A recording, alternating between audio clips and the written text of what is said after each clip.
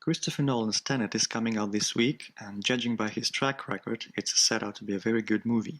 I thought it would be fun to revisit his older creation, Interstellar, and dissect its hero's journey. And by the hero's journey, I mean the hero's journey, or the monomyth.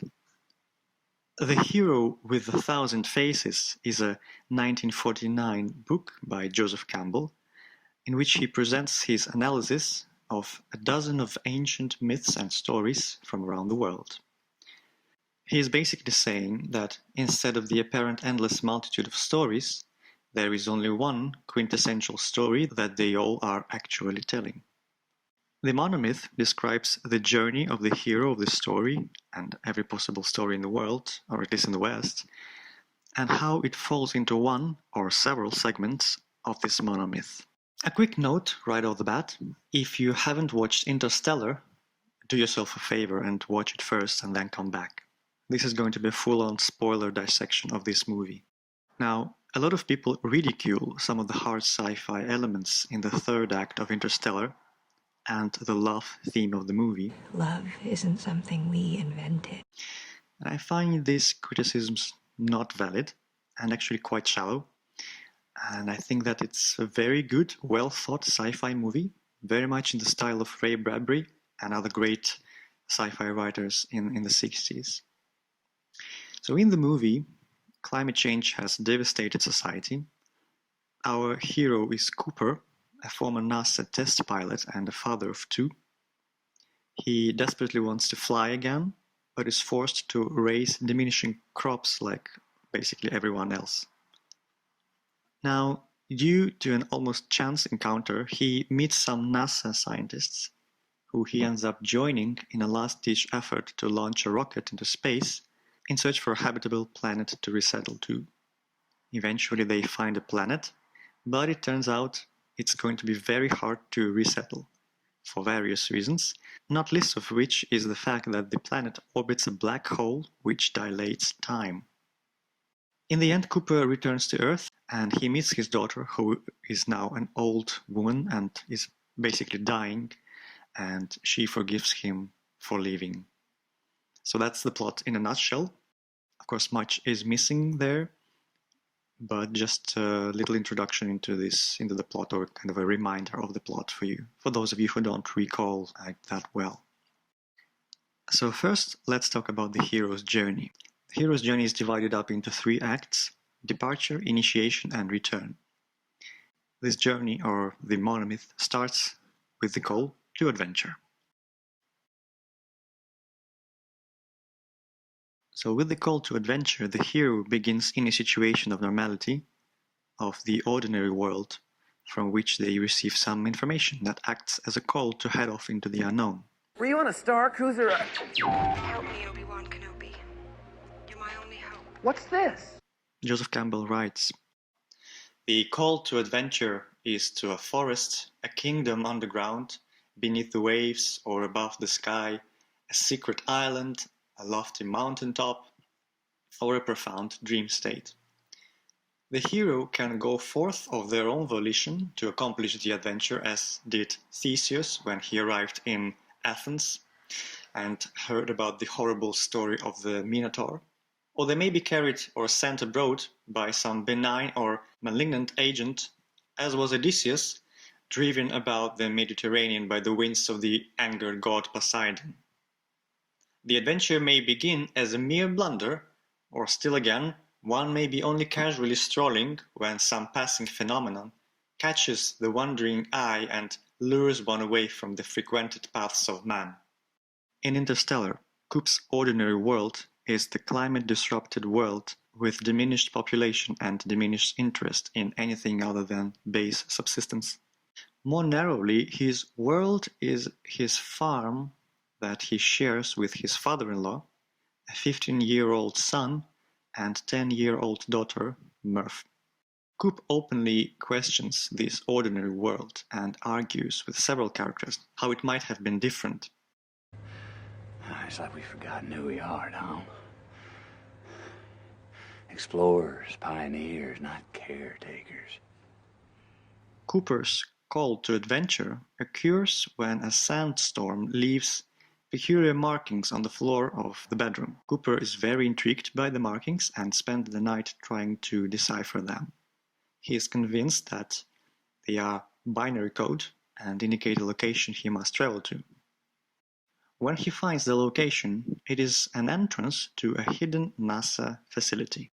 There he finds out about a resettling space mission to a newly discovered wormhole. NASA asks Cooper to pilot this mission because they are anyway out of options. The next step is refusal of the call. Alderaan? I'm not going to Alderaan. I've got to get home. It's late. I'm in port as it is.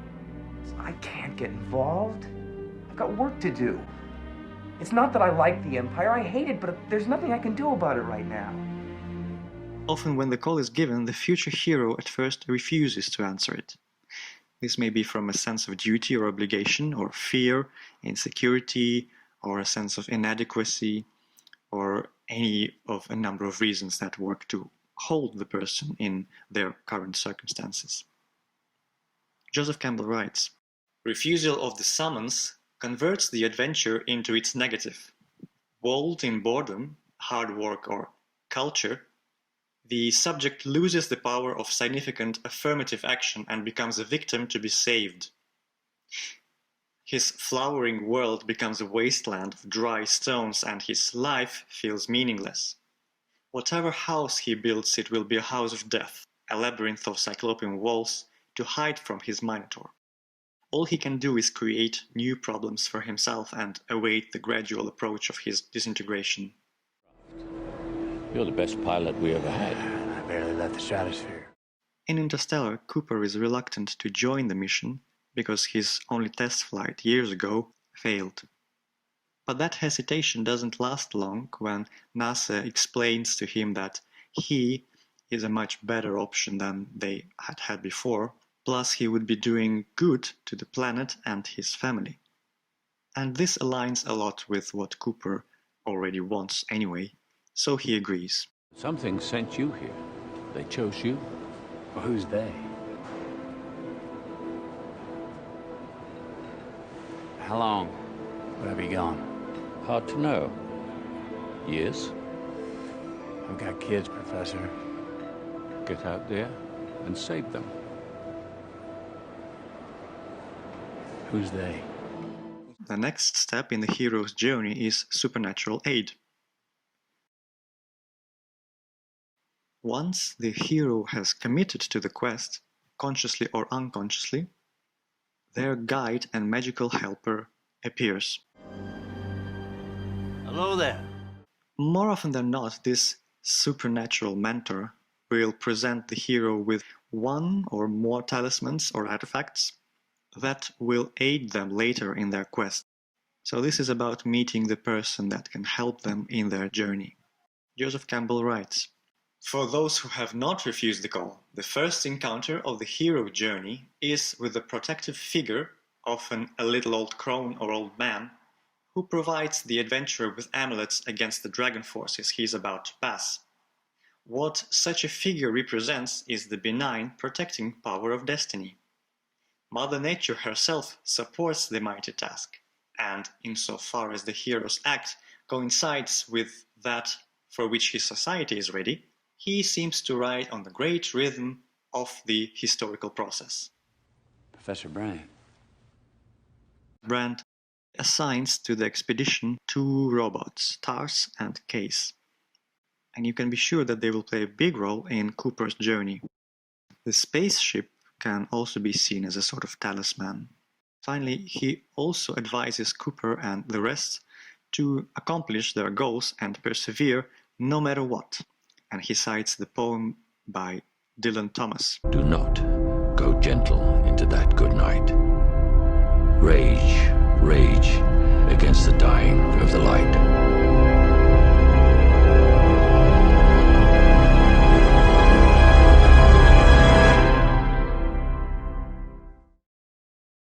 The next step in the hero's journey is the crossing of the threshold. This is the point where the hero actually crosses into the field of adventure, leaving the known limits of their world and venturing into an unfamiliar and dangerous realm, where the rules and limits are unknown. Joseph Campbell writes, "The adventure is always and everywhere a passage beyond the veil of the known into the unknown. The powers that watch at the boundary are dangerous. To deal with them is risky, yet for anyone with competence and courage, the danger fades." In Interstellar, to get to the other planet, the expedition passes through a wormhole in one of the most jaw-dropping scenes in cinema for me. They find themselves in an unknown galaxy and unknown planetary system with a black hole in the center. Belly of the Whale. The belly of the whale represents the final separation from the hero's known world and self. By entering this stage, the hero shows willingness to undergo a metamorphosis. When first entering the stage, the hero may encounter a minor danger or setback. Joseph Campbell writes, "The hero, instead of conquering or conciliating the power of the threshold, is swallowed into the unknown and would appear to have died. This popular motif gives emphasis to the lesson that the passage of the threshold is a form of self-annihilation." Cooper and the others descend onto one of the planets, but because of the time dilation of the black hole, every minute on the surface will cost them years in Earth time. Go, go, go, go, go! 7 years per hour here. Once on the surface, they are late to recognize that the mountains they see far off are actually a huge tsunami wave caused by the gravity of the black hole. After their ship is hit by the tsunami, they have to spend another hour on the surface to drain the ship's engines of water. Journeying into the belly of the whale cost them 23 Earth years.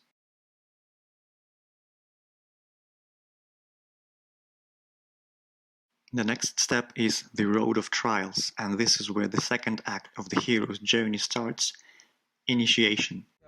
Everything's perfectly all right now. We're fine. We're all fine here now. Thank you. How are you? We're sending a squad up. The road of trials is a series of tests that the hero must undergo with the help of the gifts received to begin the transformation. Usually the hero fails one or more of these tests, which often occur in a set of threes. Eventually the hero will overcome these trials and move on to the next step. Joseph Campbell writes, "This is a favorite phase of the myth adventure. It has produced a world literature of miraculous tests and ordeals. The hero is covertly aided by the advice, amulets, and secret agents of the supernatural helper whom he met before his entrance into the region. Or it may be that here he discovers, for the first time, that there is a benign power everywhere supporting him in his superhuman passage. The original departure into the land of trials represented only the beginning of the long and really perilous path of initiatory conquests and moments of illumination. Dragons have now to be slain and surprising barriers passed." In Interstellar, the first of Cooper's trials is getting out of the belly of the whale alive and as soon as possible. This he partly fails. The second trial is choosing which planet to go to next, the one he believes is right or the one the others believe is right. He convinces the others to pick his planet, but as we'll later find out, his choice was poor.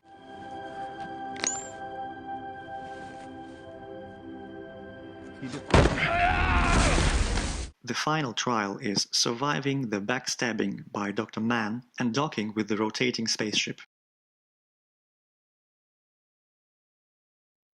Notice that these trials are directly and indirectly related to Cooper's identity as a pilot. The meeting with the goddess.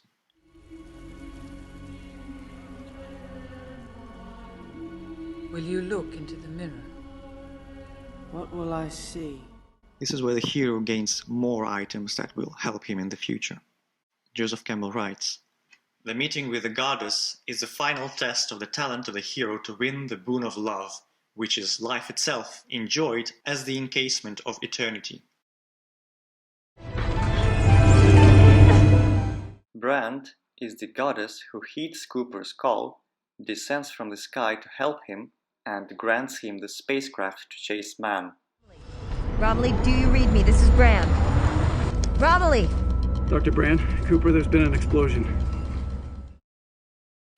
A woman as temptress. Fear not. Your destiny will still be there for you, even after you've rested. Well, maybe for just a moment. I am weary from travel.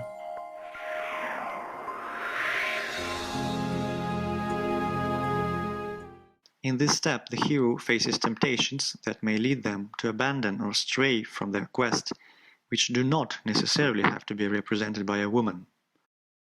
Joseph Campbell writes, "When it suddenly dawns on us or is forced to our attention that everything we think or do is necessarily tainted with the odor of the flesh, then not uncommonly there is experienced a moment of revulsion.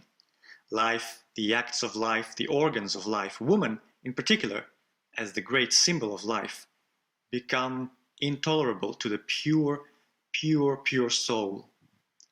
The seeker of the life beyond life must press beyond the woman, surpass the temptations of her call, and soar to the immaculate ether beyond." In Interstellar, after backstabbing Cooper, Dr. Mann briefly tempts him to see the rationale of his betrayal and accept his fate. I tried to do my duty, Cooper, but I knew the day that I arrived here that this place had nothing. And I resisted the temptation for years. But I knew that if I just pressed that button, then somebody would come and save me. Don't judge me, Cooper. You were never tested like I was. Few men have been. But Cooper is too determined to survive and return to Mirth to accept this and die. The next step in the hero's journey is atonement with the Father. In this step, the hero must confront and be initiated by whatever holds the ultimate power in his life. Joseph Campbell writes that in many myths and stories, this is the father or a father figure who has life and death power. This is the center point of the journey. All the previous steps have been moving into this place, and all that follow will move out from it. Although this step is most frequently symbolized by an encounter with a male entity, it doesn't have to be a male, just someone or something with incredible power. Joseph Campbell writes, "Atonement requires an abandonment of the attachment to ego itself, and that is what is difficult. One must have a faith that the Father is merciful, and then a reliance on that mercy. It is in this ordeal that the hero may derive hope and assurance from the helpful female figure, by whose magic he is protected through all the frightening experiences of the Father's ego-shattering initiation. For if it is impossible to trust the terrifying Father face, then one's faith must be centered elsewhere, for example, Blessed Mother. And with that reliance for support, one endures the crisis, only to find in the end that the Father and the Mother reflect each other and are in essence the same. The problem of the hero going to meet the Father is to open his soul beyond terror to such a degree that he will be ripe to understand how the sickening and insane tragedies of this vast and ruthless cosmos are completely validated in the majesty of being. The hero transcends life, he beholds the face of the Father, understands, and the two are atoned." In Interstellar, Dr. Mann is the Father in this case, representing the weak, evil part of humanity. Mann has the power of deception and trickery over Cooper when he backstabs him, and indirectly employs the immense power of physics when he inadvertently forces the spaceship that Cooper needs to dock with to rotate. There is a moment.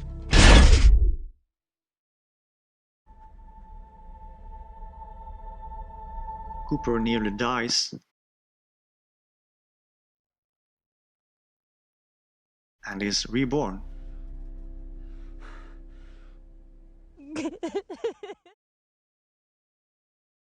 Apotheosis. This is the point of realization in which a greater understanding is achieved. Armed with the new knowledge and perception, the hero is resolved and ready for the more difficult part of the adventure.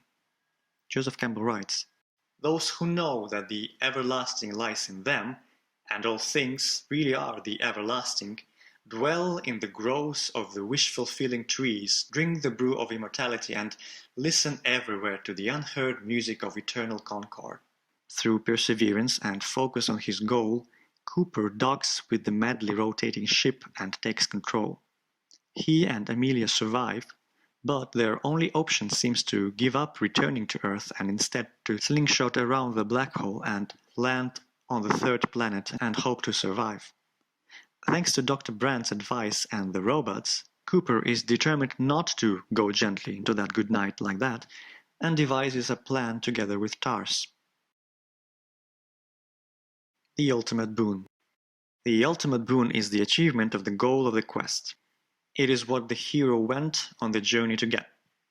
All the previous steps serve to prepare and purify the hero for this step, since in many myths the boon is something transcendent, like the elixir of life itself, or a plant that supplies immortality, or the Holy Grail. Joseph Campbell writes, "What the hero seeks through his intercourse with them is therefore not finally themselves, but their grace, that is, the power of their sustaining substance." Cooper delivers the solution of the gravitational equation to Murph using a Morse code. This equation will enable humans to leave the Earth.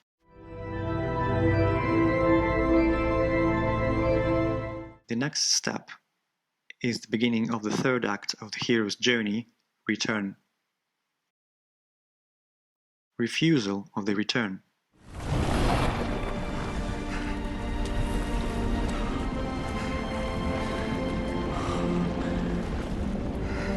It's gone.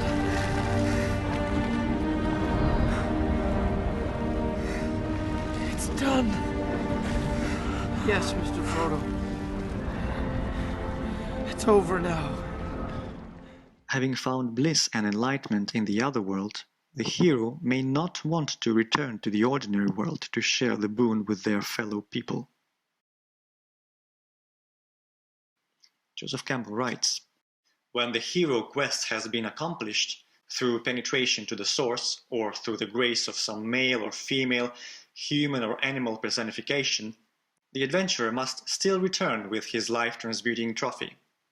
The full round, the norm of the monomyth, requires that the hero shall now begin the labor of bringing the runes of wisdom, the golden fleece, or his sleeping princess back into the kingdom of humanity, where the boon may rebound to the renewing of the community, the nation, the planet, or the 10,000 worlds. But the responsibility has been frequently refused. Even Buddha, after his triumph, doubted whether the message of realization could be communicated, and saints are reported to have died while in the supernatural ecstasy. Numerous indeed are the heroes fabled to have taken up residence forever in the blessed isle of the unaging goddess of immortal being." Now, in Interstellar, the refusal of the return is actually not present, so this step is skipped. This goes to show that not all steps of the hero's journey are necessary in every story. The magic flight. Sometimes the hero must escape with the boon, if it is something that the gods have been jealously guarding. It can be just as adventurous and dangerous returning from the journey as it was to go on it. Joseph Campbell writes, "If the hero in his triumph wins the blessing of the goddess or the god and is then explicitly commissioned to return to the world with some elixir for the restoration of society, the final stage of his adventure is supported by all the powers of his supernatural patron. On the other hand, if the trophy has been attained against the opposition of its guardian, or if the hero's wish to return to the world has been resented by the gods or demons, then the last stage of the mythological round becomes a lively, often comical pursuit. This flight may be complicated by marvels of magical obstruction and evasion." In Interstellar, this stage is very brief. Cooper, escapes the black hole. What happens now? Rescue from without. Just as the hero may need guides and assistants to set out on the quest, often they must have powerful guides and rescuers to bring them back to everyday life, especially if the hero has been wounded or weakened by the experience. Joseph Campbell writes, "The hero may have to be brought back from his supernatural adventure by assistance from without. That is to say, the world may have to come and get him, for the bliss of the deep abode is not lightly abandoned in favor of the self-scattering of the weakened state. And yet, insofar as one is alive, life will call. Society is jealous of those who remain away from it, and will come knocking at the door. If the hero is unwilling, the disturber suffers an ugly shock. But on the other hand, if the summoned one is only delayed, an apparent rescue is effected, and the adventurer returns." This stage is also very brief for Cooper. He is rescued from the black hole by future humans, being on the brink of death. In a usual movie, this would probably be the end. Because most movies stop at around the point of getting the boon, or the rescue from without, this movie may seem unnecessarily protracted, but the hero's journey has actually more to deliver. The crossing of the return threshold. Upon returning, the trick is to retain the wisdom gained on the quest, to overcome doubt, to integrate that wisdom into a human life, and then maybe figure out how to share the wisdom with the rest of the world. Joseph Campbell writes, "The first problem of the returning hero is to accept as real, after an experience of the soul-satisfying vision of fulfillment, the passing joys and sorrows, banalities and noisy obscenities of life. Why re-enter such a world? Why attempt to make plausible or even interesting to men and women consumed with passion the experience of transcendental bliss? As dreams that were momentous by night may seem simply silly in the light of day, so the poet and the prophet can discover themselves playing the idiot before a jury of sober eyes. The easy thing is to commit the whole community to the devil, retire again into the heavenly rock dwelling, close the door and make it fast." When crossing the wormhole back into the solar system, Cooper discovers that he can see their own ship entering it from the other side several months ago. Upon returning, Cooper feels out of place and longs to continue adventuring. Is this really what it was like? I was never this clean, Slick.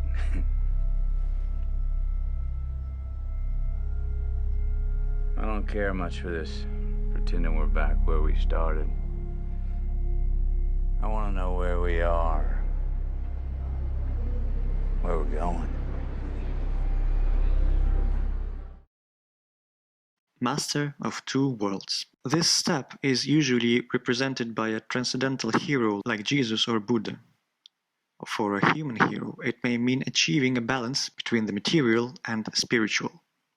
The hero has become comfortable and competent in both the inner and outer worlds, perhaps even to the point of withdrawing from the world. Joseph Campbell writes, "Freedom to pass back and forth across the world division, not contaminating the principles of the one with those of the other, yet permitting the mind to know the one by virtue of the other, is the talent of the master."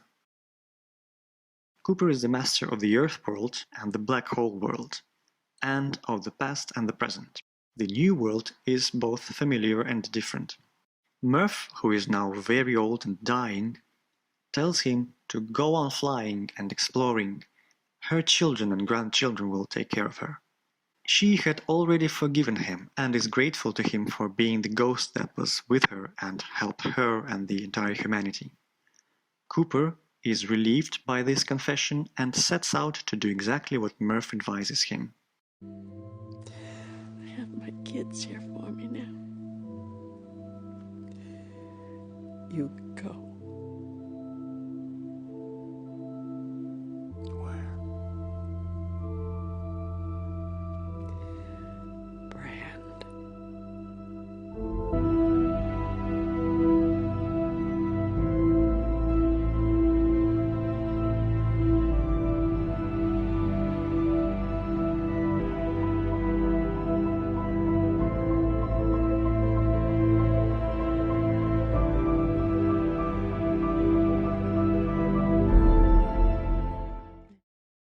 the final step of the hero's journey is freedom to live.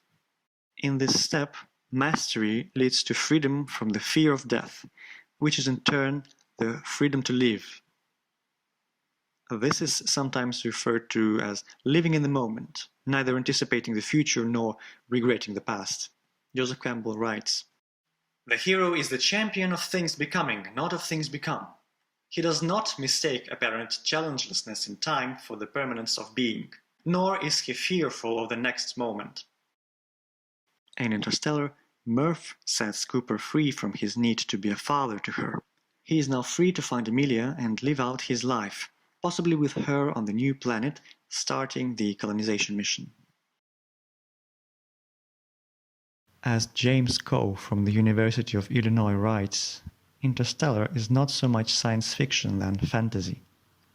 In science fiction, the hero succeeds because of their wit and master of the logic of the world. In fantasy, they win because they are steadfast in their morals. They don't bulge when faced with enemies. He writes, "While the film may deal with the physical realities of the scientific world, the moral rules of its narrative more closely resemble fantasy." And this explains Brand's speech about love. And about the watch, here is what he has to say. "We do not need to understand how the ring from the Lord of the Rings operates as a source of evil power. We just need to accept that it does. The same is true with Murphy's watch and the bookshelf.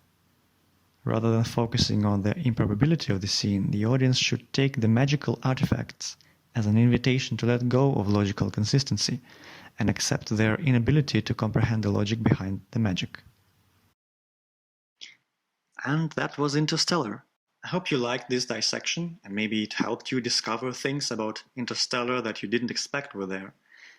This is the first video in the series, and I will be analyzing other movies and books, and I even already have some episodes backlogged. Hopefully you guys will find this series interesting and maybe inspiring to write your own stories. But for now, I bid you farewell and until next time.